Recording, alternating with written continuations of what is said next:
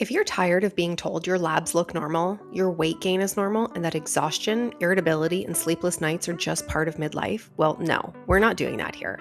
This podcast is where busy women over 40 learn how your metabolism actually works. Liver health, detox capacity, hormone shifts, stress chemistry, gut health, and the truth about what's really happening inside your body.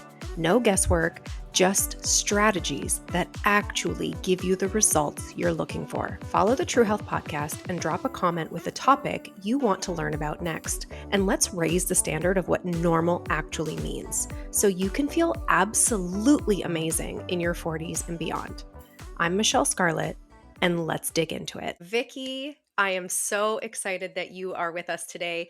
Guys listening, Vicki is a no BS business coach who teaches people how to make money online, but she is not necessarily here to talk about that today. We are here to discuss all things diet culture, GLP1s, and Vicki's journey through all of it, including how it has either helped or hindered your business journey as well. So take it away, Vicki. What journey are you on? Oh my God.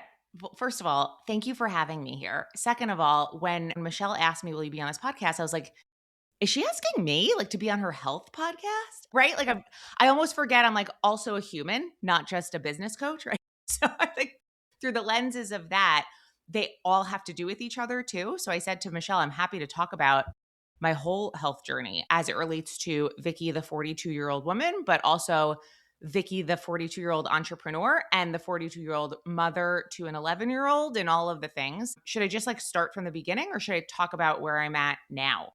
Well, let's start with where you're at now. And I know in the green room, we were just kind of like going off about the 90s diet culture and whatnot. And I definitely want your thoughts on how that shaped you to get to where you are now.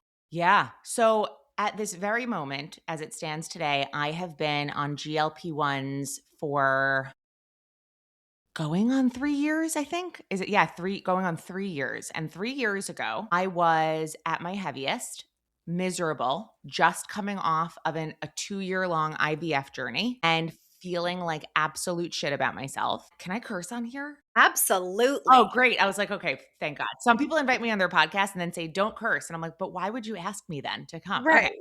So It's I why was I asked you. the more cursing, the better. Okay. So I was about, I remember at that point, I was, I think like almost 215 pounds. I was feeling like really just like shit. I was in my own body and then the IVF didn't work. And so that whole thing emotionally was happening simultaneously with my body doing what it was doing on these medications. I was very sensitive to these hormones that was just like pumping through my body like for a while, but you just sort of do it because you sacrifice and you hope for the best. But unfortunately, nothing came of it. And I remember my husband at the time being like, oh, have you heard of this thing? Because at 3 years ago, these were like barely a thing. They were like this underground secret thing that only, private pay weight loss detectives were doing. And so I was like, and I was like, oh my God, no, but what is it? Let's talk about it. And so I did some research and then randomly met a very long time friend who I hadn't seen in years. I saw her and she was super thin. And I'm like, oh my God, what are you doing? She's like, oh, I'm on this medication. And it was a GLP-1. And so immediately my husband asked me he's like, I think I want to do it. I was like, I'm going to do it with you just to support you, was essentially it. Right. You And like, make it about him. yeah, of course. I'm like, oh yeah, I'm just going to support you. But deep down inside, I was so excited to do it. And just let me also preface this by saying my husband is, whether I'm 900 pounds or like 100 pounds, he doesn't even see it. Like, do you know what I'm saying? You know how like Yeah. are truly, so he is just the most supportive and amazing. And he doesn't like see what I see, just like most women, I feel like they don't see what we see. So we both started on these medications. Wait, I just have to pause you for a second. Mhm, So you're in the US, I'm in Canada. mhm. You just walk into your doctor's office and say, I want to do this thing because I want to lose weight. And they're like, cool, here you go. No. So actually at that point, this was so not a normal thing. So I didn't even go to my primary care doctor. I went to this like virtual weight loss doctor who just writes prescriptions. This is so it's like so shady. And it was full pay. I had to like pay hundreds and hundreds of dollars. I don't even remember what it was out of pocket. It wasn't like covered by insurance. That wasn't a thing yet, Mhm. unless you were a diabetic. And so it was just like 3 years ago is when it just started to like become a thing there, that it was like the people taking these drugs for weight loss versus the people taking these drugs for diabetes, and the diabetes people were like, we hate you if you're taking this for weight loss, and then the weight loss people were like, we can do it too. Like it was like do you remember, like that I was did. a thing, right? Yep. And so none of this was ever covered by insurance up until, what, like a year ago, maybe? I don't even remember. But yeah, so I just did this virtual weight loss doctor, and she just like wrote me a prescription for this stuff. And then I just had it shipped to my door. And I'm like, okay, great. Let's just do it.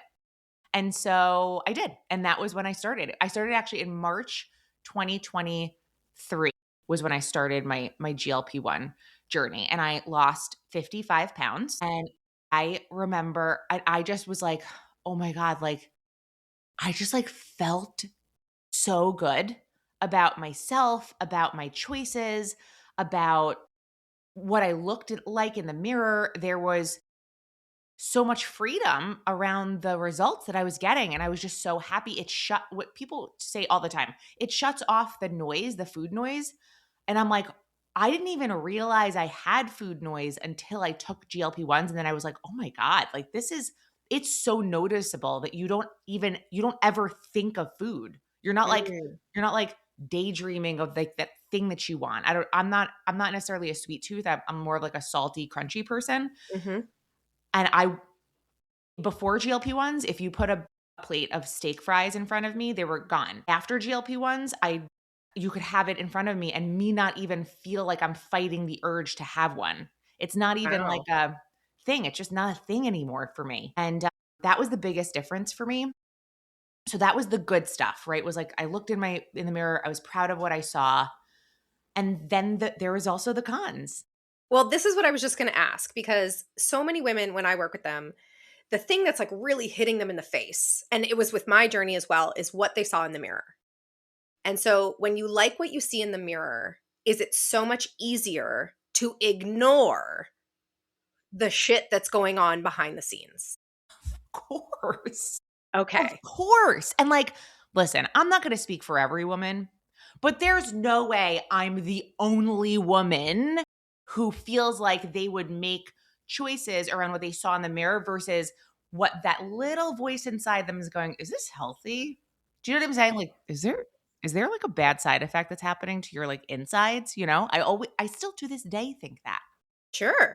So like, yes, it's so much easier when you're seeing the results to just turn the other cheek.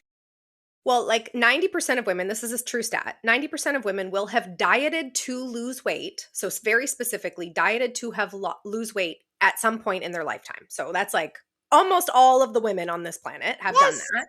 Great. But what's funny is that you will, like, again, the women that I work with will say, like, ultimately, they eat as little as possible, thinking it's gonna let them lose weight, but still be healthy. Like, I need to eat as little as possible but still be healthy. And I'm Okay. like, Yep. so to your point that, like, you are not the only woman who's gonna go to an extreme or ignore sort of in the name of getting to where they wanna be. 1,000%. And I'm so glad you said that because that's what the GLP-1 did for me, especially the first year. There were some days that I wasn't eating until like 4 o'clock in the afternoon. And not even fighting the urge. Like it wasn't even like, oh, I was fighting the hunger pain. Look, like, no, I like wasn't even hungry. And so at 4 o'clock in the afternoon, I would binge on something. And what it created for me was that relationship with food. And I'm like, "Oh my God." So my relationship with food became what I didn't ever want it to become, which was food is the enemy. And so we have to now use this tool to fight the villain. Mm. Don't forget, and I don't know if you know this, Michelle, but I was in a health and wellness network marketing company for 11 years prior to this. I was helping people on weight loss programs. I was inside of the nutrition world. I know how to read a ingredient label. Like I know what I'm looking for. I know what I should be eating. I know how many grams of protein I should be eating. I know what's good for me, what's bad for me. I'm not like an idiot in this. I'm not lost inside of the nutrition world. And still that dire need for thin took over my Yeah. choices. And it's so easy to allow it to, unfortunately. And like not every woman's open about that. Sometimes they're like, "Oh no, like I did my GLP-1 and I, just did it for 6 weeks and it made me eat healthier." And I'm like, "Okay, not to say that like they're lying. Like I have no idea." My experience of GLP-1s is that the reason I lost weight was because I was essentially starving myself for a year. Yes. No, I'm very aware of that. I'm glad that you're saying that. I'm glad that you're honest about it because, like, I think that, and I mean, aside from you telling me that you didn't eat till 4 o'clock, and my brain's going, "Oh my god, your poor hormone signaling, like it's so off." And I'm not even here to judge. I will like talk about where I sit with this idea of GLP-1s in later in this conversation. But I think that if we just name it what it is, I want to be skinny.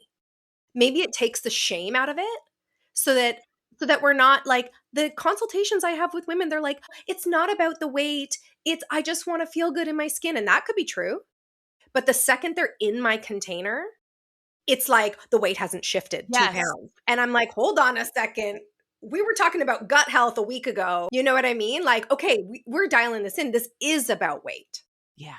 And so Yeah. if we can just like there's this shift that has happened from diet culture to body positivity that is like, if a woman wants to change in any way, shape, or form, she's demonized, right? As being like, you hate yourself. And I'm like, why? If you feel you want to improve upon something, whether that's a course you want to take because you want to improve upon your business, a mindfulness retreat because you want to get more mindful or spiritual. Maybe it's about your body composition. Like, why do any of these things equal shame when somebody wants to put more effort into something? Right. And so I'm glad you named it. You wanted to be skinny.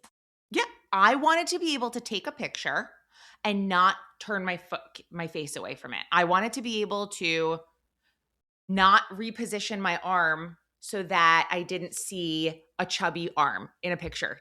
That meant something to me. I was the girl. First of all, I am 5'8". I have a size 11 shoe. I wear a size 10, 12 pants. I'm not a petite little girl. I'm a like I wouldn't say like larger woman, but like I'm like an average woman's body. Like I'm not like skinny, right? And when you grow up like that and you have all of the girls I will never forget this. I was 10 years old and we had to, back in the day, Michelle, do you remember this? We had to like weigh ourselves in like gym class. Do you remember? That never happened to me. Thank Yeah. God, because I grew up with some stories. Yes. Oh my God. So I was 10 and I was a double D. I was already a size 10 shoe. I had gotten my period at 10 years old. Like I was developing faster than any other girl in my school. I got weighed at over 115 pounds at 10 years old, and all of the other girls were 80, 85 pounds. And we were weighed in front of each other. And I remember that being the first time that little thing in my brain was like, "You're different. You're too big. Something's wrong." 10 years old. Yes, and, Holy like, shit. I know, and I was like, "Oh my god," and I remember looking back at 40 now, I'm 42. It starts then, right? It just does, and now, who knows, it probably starts sooner for these girls because 'cause they're all exposed to everything, the TikToks of the world, all it's, like, so sad, but I remember that was it. That was the first time I was essentially told by the outside world, "You're too big." And then I was at my sweet 16. Again, I will never forget these little moments that shape a woman. I was wearing a velvet tube top. It was Love it. bedazzled. Okay, it was bedazzled.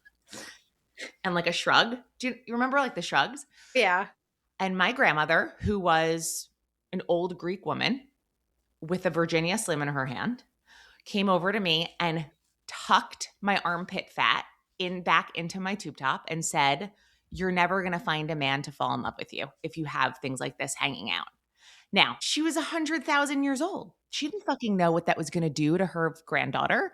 They weren't aware of that. Like, there's no make wrong for like she was old. I mean, she's now dead 100 years, but like she's, that. So, like, those little moments of life shape you. I was in high school. I was wearing shorts. I brought I stepped into enough bravery to actually show my legs. And I remember I wanted to just look like the other girls, but my legs were in these shorts. No one had ever seen me wear shorts at school. And this random girl came up to me and said, "You have horse legs."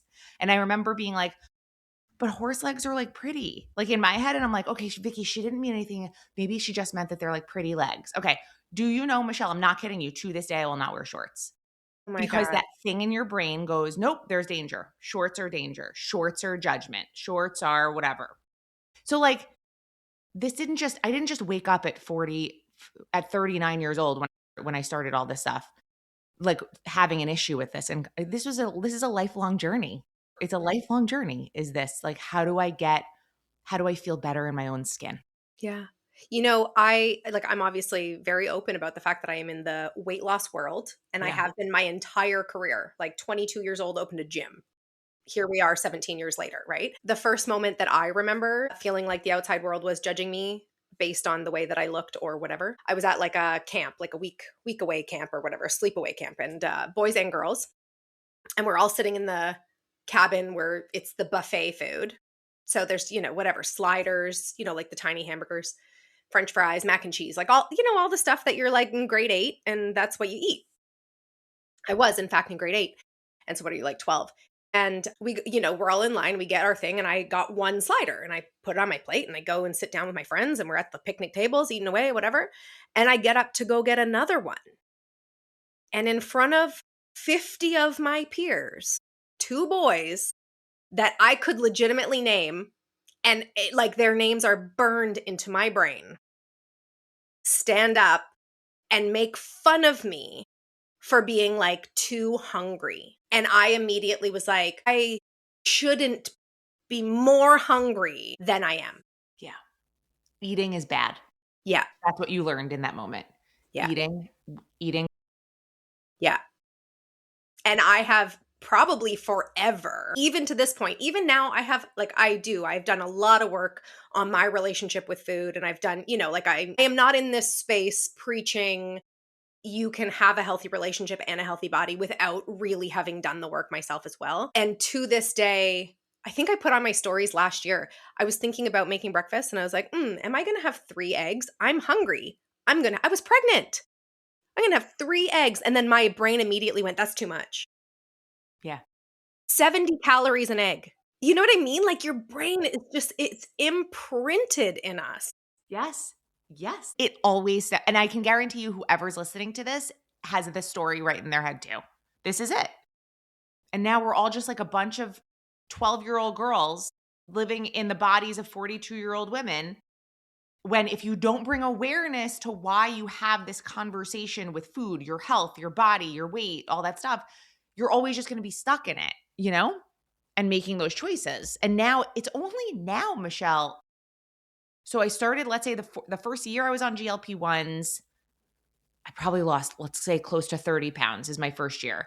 And then after a year of that, I said, God, Vicki, what are you doing?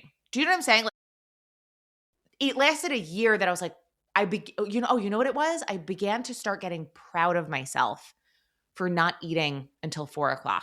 That was it. Ooh. And I said, okay, I am too conscious of a woman to now know that that's causing actually a really toxic, borderline dangerous relationship with food. And I've never had that before. Like I didn't have any semblance of any kind of disordered eating in the past, never.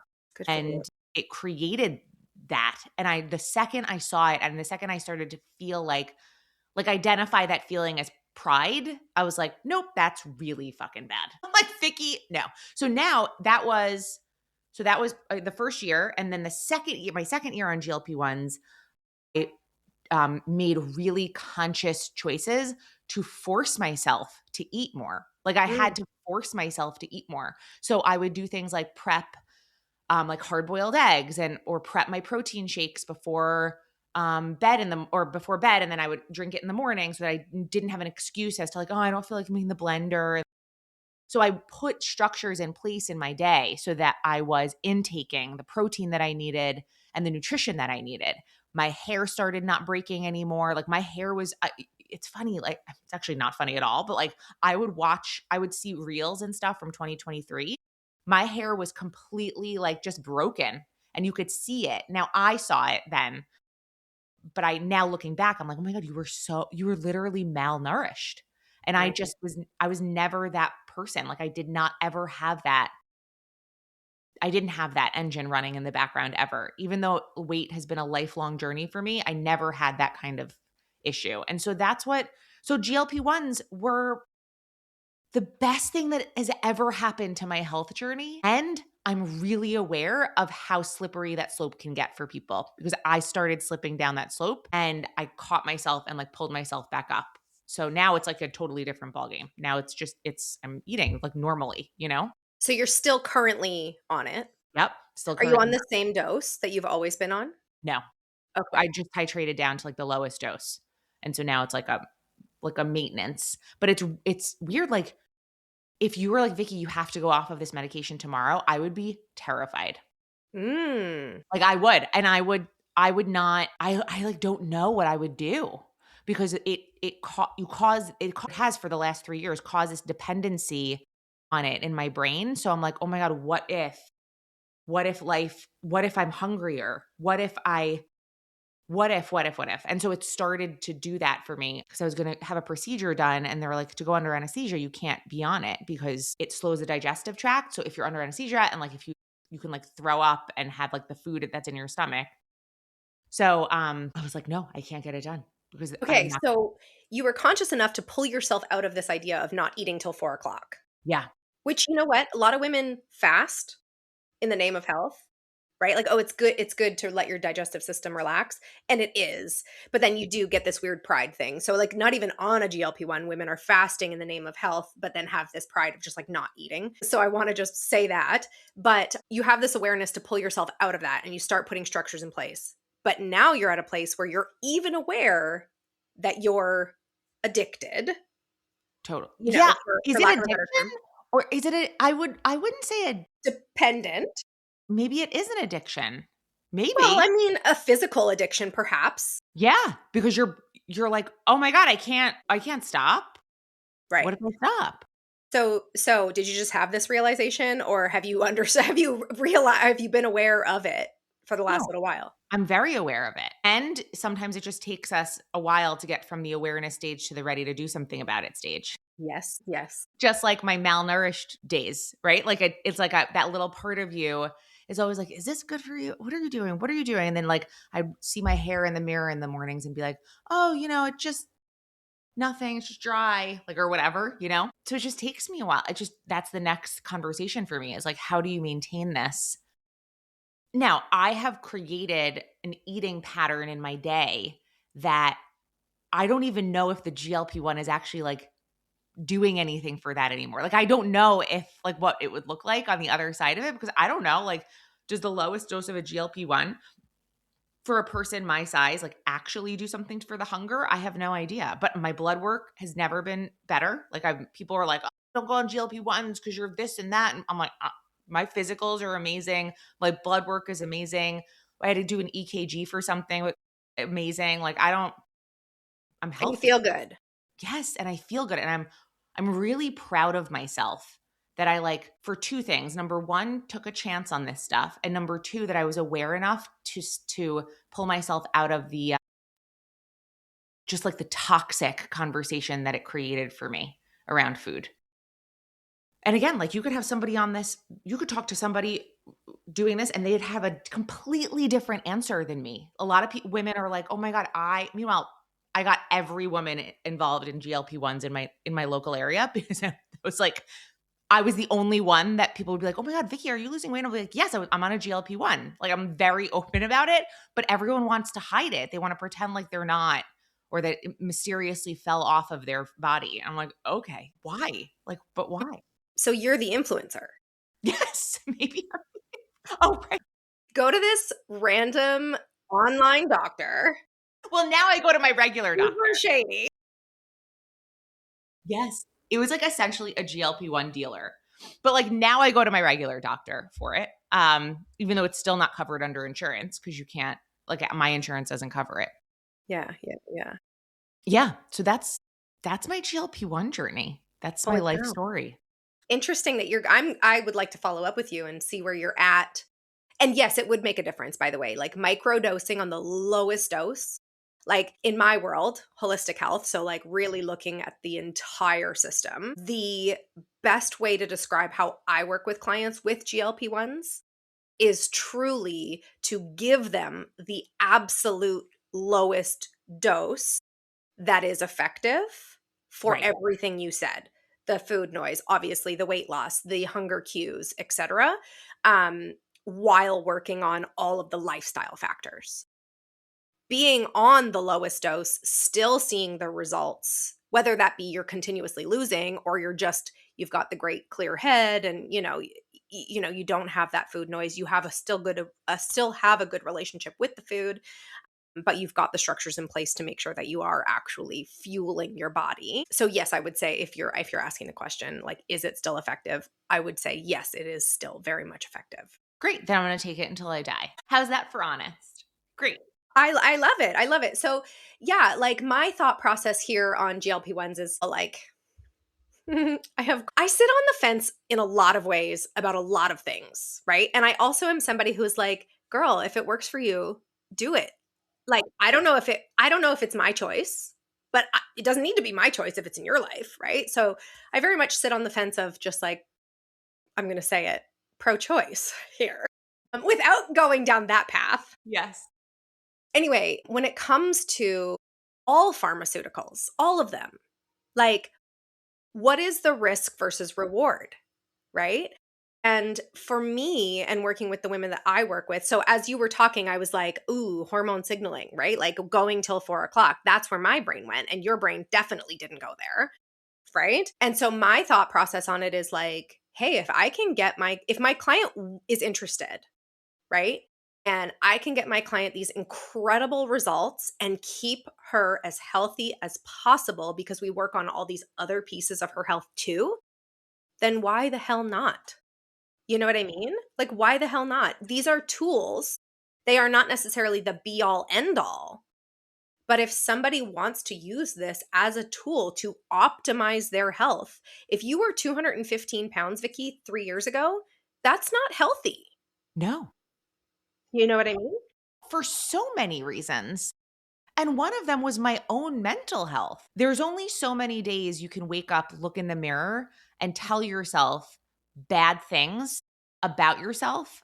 When my immediate go-to about myself is shame. Something's wrong, I'm going to shame myself for it. Well, there's only so many days that you could do that without it actually affecting your mental health. And like, I'm too aware of a human being for me to not see what's going on. And then for me to, once I see it, again, sometimes the runway is very long until I do something about it. But most of the time, I do things quickly because I'm like, nope, that's not what I want. Like, it's not what I want. And I just knew, like, 2 years ago, I was not mentally, or 3 years ago, I was not mentally right because I just went through hell and back with my body on IVF. And I'm like, okay, I'm just going to do this. You know what I'm saying? Mhm. I'm just going to do this. And Mhm. I'm so glad I did. Even with the toxic shit that happened with the food and even with like the what I chose and even with the starving and even all of those things, I'm so glad I did. GLP-1s have been the best tool that I've put in my toolbox. Did I fight through nausea? Well, that's Was good. there GI upset? 1,000%. Was there constipation? 1,000%. All of that stuff that they talk about, I got every single side effect. I was like, oh my God. But then like my body got used to it. And then I'm like, okay, I feel okay now.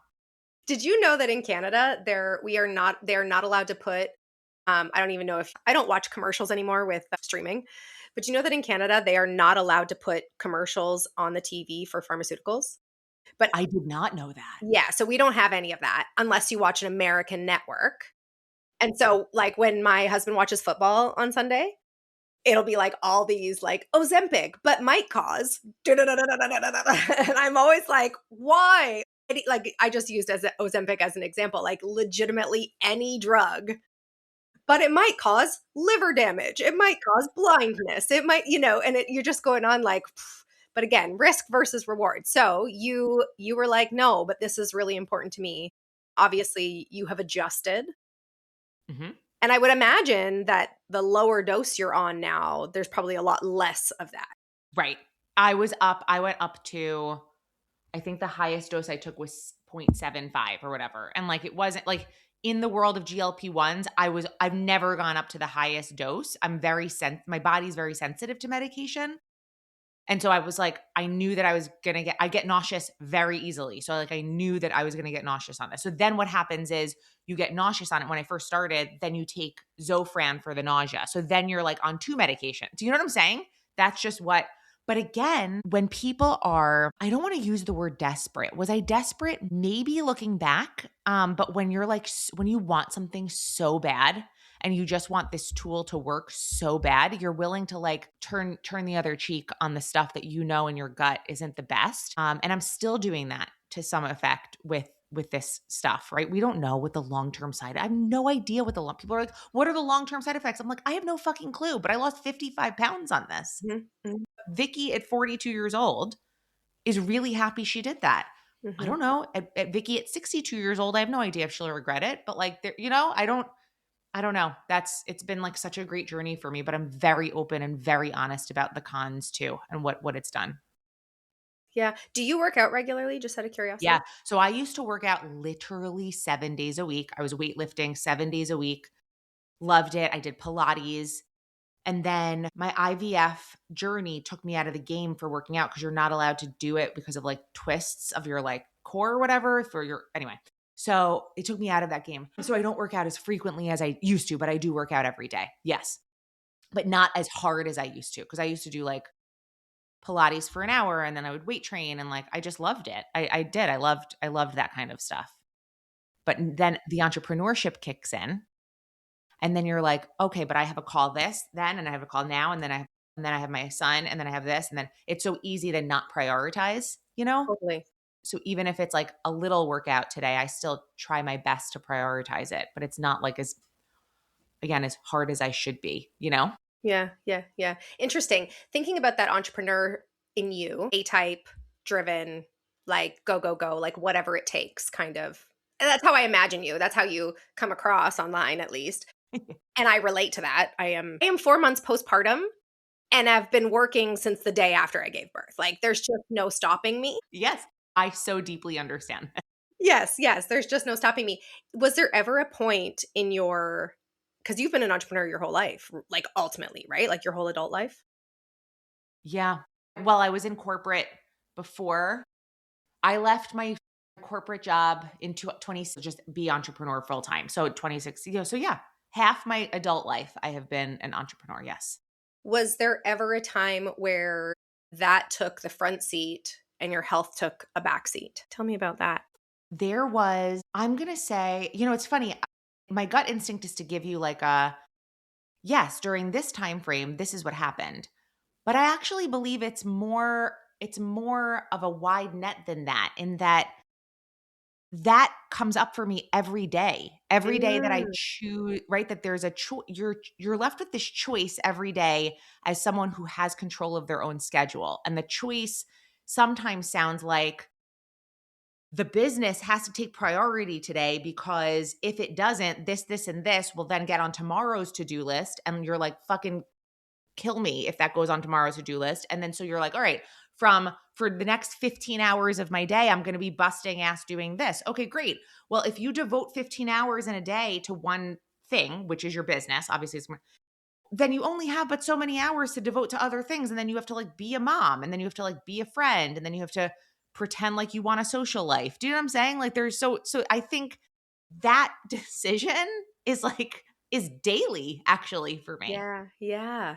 And there's days that I'm like, I don't feel like doing this. I don't feel like doing this. Like working out or like after this call, I have to go. I'm going to go make my protein shake for the day. And I'm like, and then I think about the stuff that's like, it's just so much easier to, and then fill in the blank, grab a thing to go or, eat unhealthy right now. Or sometimes there's lunch that I'm like, oh, maybe I should just make ramen noodles. Do you know what I'm saying? Because it's so much faster. Like, but it's like those decisions that I think are in a day to day for an entrepreneur. As much as I like to believe that I'm a little baby Alex Hormozy at the core of my being, Love that. right? Like I do, but there is like a little Vicki Hormozy that lives inside me. And like, I'll take part of his wallet too. Do you know do you know Me what I'm saying? too. Absolutely. I'll take his bank account. But, like, I do feel like I am not in the season of my life right now, and this is important for any person listening. I have accepted that I'm not in the season of my life right now that I'm going to ever wake up at 4:30 in the morning to go hard at a workout, because if I set that expectation for myself, I know that that's not I won't live up to that. I will always feel like I'm failing if I set that as the expectation. And so my season of life right now isn't doing that. It will again at some point, but right now I just like have to we only have such a finite amount of energy, and I feel like I have to give myself grace for that, and that feels what I'm doing right now for my health and my business feels good, and there's moments where I prioritize my business over my health in those little micro moments, you know? Can I ask, you're only 42, so you're quite young, and so this might not even apply to you.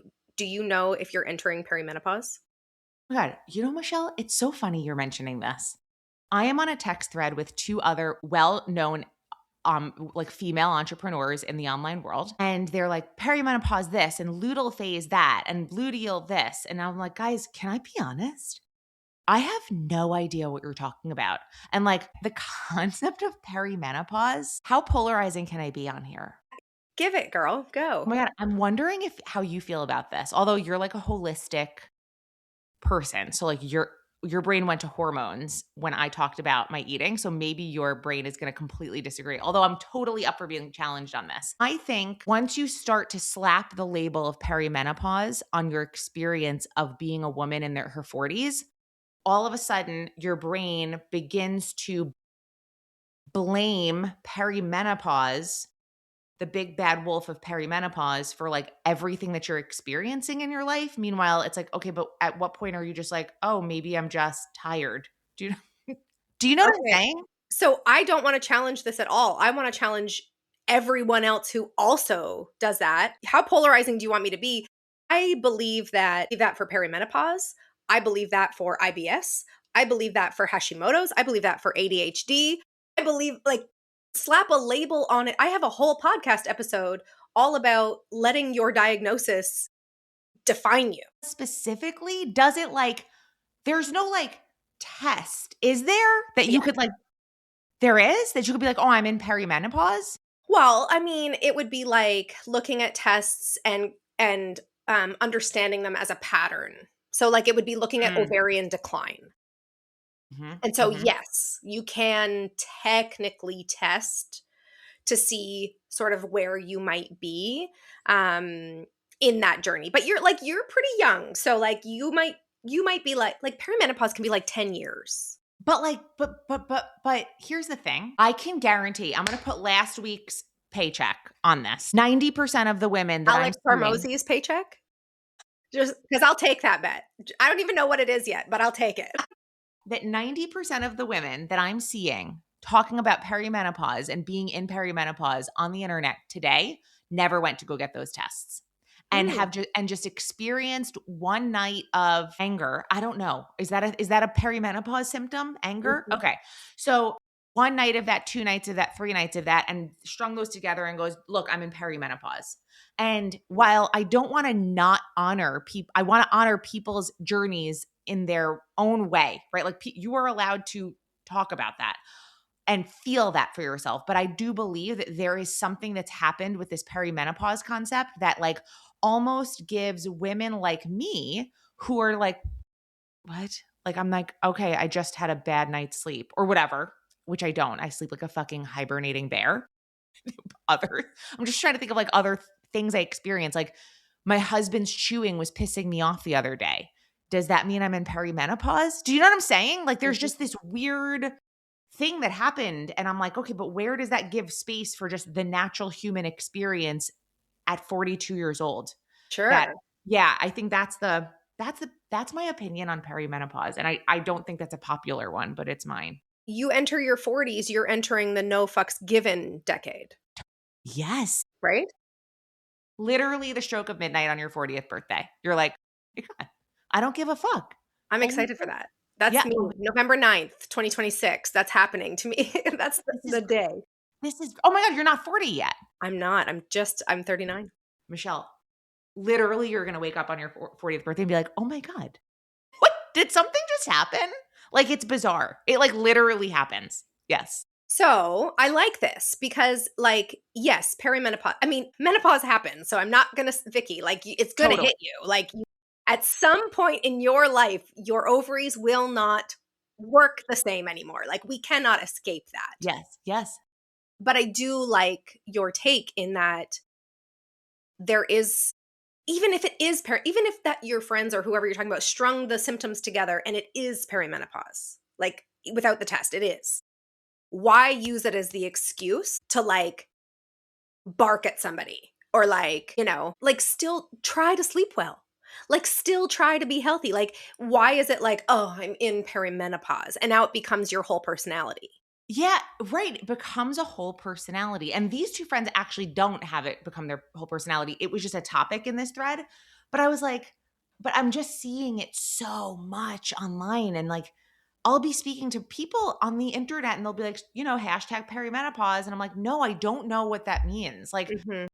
my husband needs to not chew so loud. That's not a Vicky's and perimenopause problem. That's your issue, Keith. Yeah. Also, it's so funny, like people who like I work with women in perimenopause and menopause, and they're gonna listen to this podcast and be like, two women who aren't in perimenopause are talking about all the women in perimenopause. The internet is telling me I'm in perimenopause. Do you know what I'm saying? Mhm. There's Me women. too.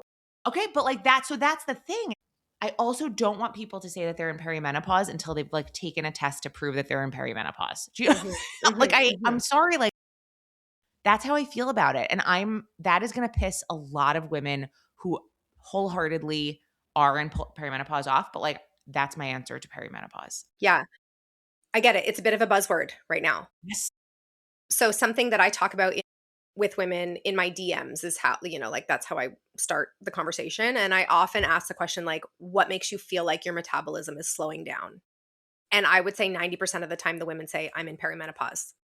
And I'm like, okay, so women, not even just women, doctors are not educated enough in perimenopause, in that shift in what happens. Like, you teach your 13-year-old kid all about puberty.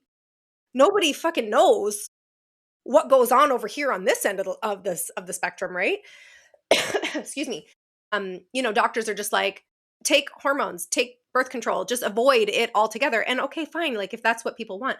But like people wholeheartedly believe, and I believe that it's our world that has taught them that you're gaining weight because you're in perimenopause. And that's just the answer. And we just accept it. Yes. And I'm Yes. like, no, this isn't real. Like, that isn't actually why your metabolism is slow. Stop believing this. Right. But every influencer on Instagram is telling them otherwise. And so it's really hard. Like, I am the biggest realist on the fucking planet. So I'm like, guys, hello, do you not see what's happening? There's influencer culture that's happening right now that is affecting the average human being in a really bad, kind of dangerous way because misinformation can be spread in 1 nanosecond and then it just compounds on itself and compounds on itself. And then all of a sudden, there's a whole fucking movement of perimenopause that doesn't even exist yet for half these women. And so these women are embodying this identity Yes. of suffering inside of perimenopause when really it might be this other thing, but you have no fucking clue because you're now listening to Suzanne from Nebraska dancing on her kitchen table telling you to take this fucking peptide. Do you know what I'm saying? Do you know what I'm saying? Or Vicky in New York telling them that they should take this A peptide. GLP-1. Do you know what I'm saying? Like, it's so dangerous. It's actually really fucking dangerous. Yes. I believe that. Yes. Yes. Yes. The misinformation thing. Oh my God. The amount of times I see on social media people posting just like the one tile thing with some fact, like random fact. It doesn't, not even perimenopause, like anything. Yes. And then I'm like, ooh, let me go to my Canva. Let's like just create like 1 in 10,000 babies are, blah, blah, blah. There it goes. That's a fact. People And just if believe it. that person has 10,000 followers, 10,000 people now just saw that fact because they trust that person, and now it just goes on and fucking on. This is the real pandemic of what's happening in our society. And it's for everything. It's literally for everything. It's how people are getting their political information, it's how they're forming their political views. It's how they're making decisions about their health, it's how they're making the decisions about their lives, all through a fucking phone screen, listening to other people who are just like them spew shit and not even know if they're right or they're wrong. And it's really sad. It's actually dangerous. And like Yeah. your phone is literally feeding you the information you're looking for. So you're not even going to get an opposing side. But Vicki, all of these people are saying perimenopause. Perimenopause is coming up 1,000 times. Yeah, perimenopause came up on your fucking feed because you engaged with it one time. Yeah. And then the second time you engaged with it, it gave you double and then triple. And so now you are inundated with perimenopause conversation because you're engaging with it, not because you're necessarily in it. And no one can tell you if you're in it unless they're your doctor. Yes. Or unless like you don't have a period and like unless you are physically do not have a period, like you're not ovulating, you're clearly postmenopausal at that point. But yes. Of course. Yes. And again, there's going to be some extremist that listens to this and wants to fight the fight about perimenopause. There are exceptions to what I'm saying right now. Obviously, there are exceptions. It's not black and white.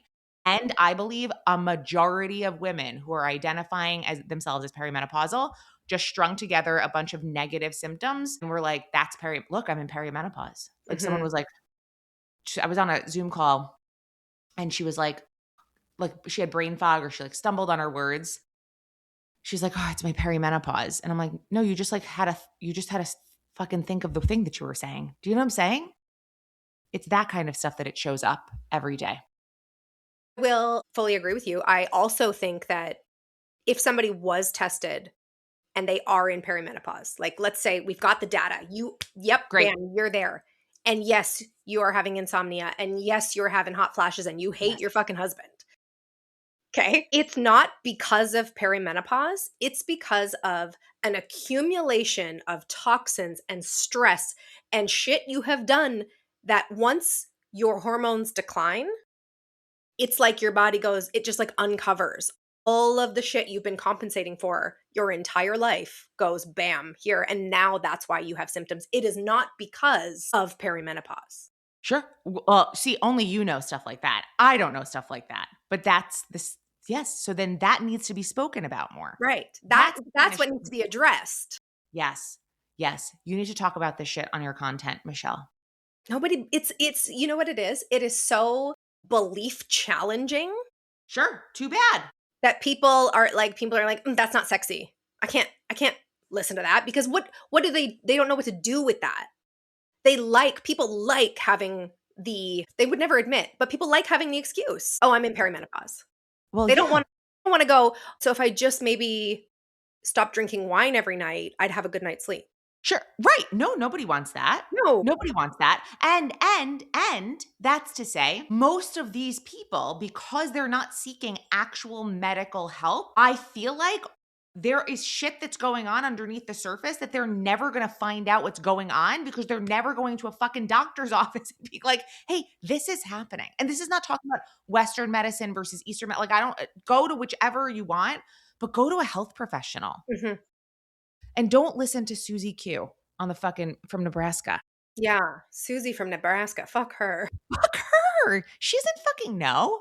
She doesn't know, guys. I'm telling you, she doesn't know. She's getting paid an affiliate commission from the peptide she's trying to sell you. Do you understand? That's what's going on here. Mm-hmm. So it's like, it's a dangerous slippery slope. And I see it so clearly. And if I were a health influencer or if I were a person in your niche, that's how I would stand out on social media is say this shit. And I would make so many enemies and I would pull so many people closer to you because there's women just like me, Michele, that want to hear this. Like, oh, finally, fucking someone said it. How do all these people know they're in fucking menopause? You know what I'm saying? I love it. Thanks for the business advice, Vicki. That's true.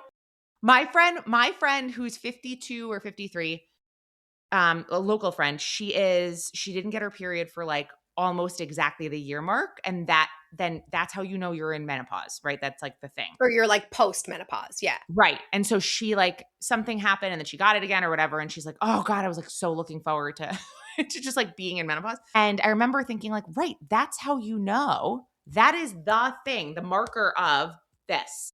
But perimenopause, it's a different conversation. It's not as cut and dry as menopause.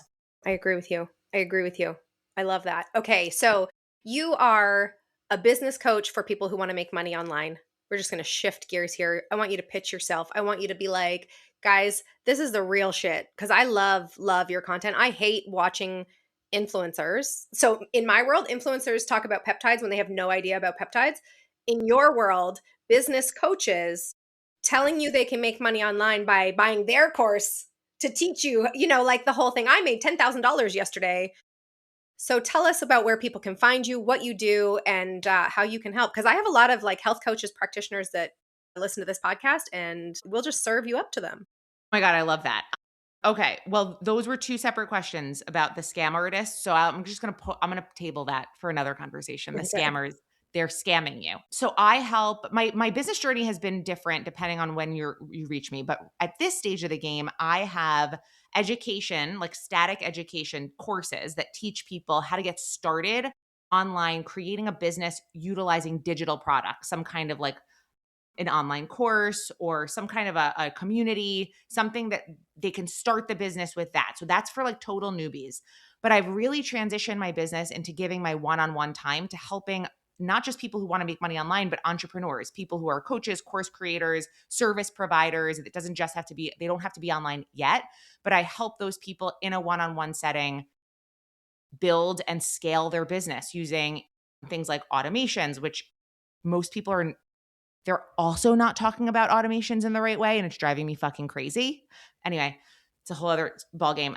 But if you're somebody like, I would work with you if you are in the online business world, if you're a service provider of some kind, if you're a course creator or a coach, and you're looking to actually scale your business. And right now you're in a place of like, I'm not in a scalable business model because maybe you are a lot of one-on-one work right now, or you don't have like an offer that's static that you can just drive traffic to, or you're doing a lot of manual stuff behind the scenes that I could help you automate. That's the kind of stuff that I specialize in now. So they can find me on my Instagram page. It's .Vicki Pollack, and they can head to my website, just vickipollack.com.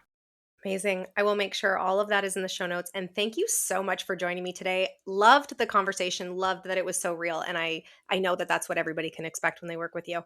Yeah. Oh, yeah. Oh, right. That's another thing. If you can't handle the F word or reality checks, then I'm not your girl. But if you can, I'll see ya. Amazing. We'll talk soon. Bye. If you're looking for more information on how you can work with me, you can head to my website at www.michelescarlet.com or find me over on Instagram at @MichelleScarlet_. And this information will also be provided in the show notes.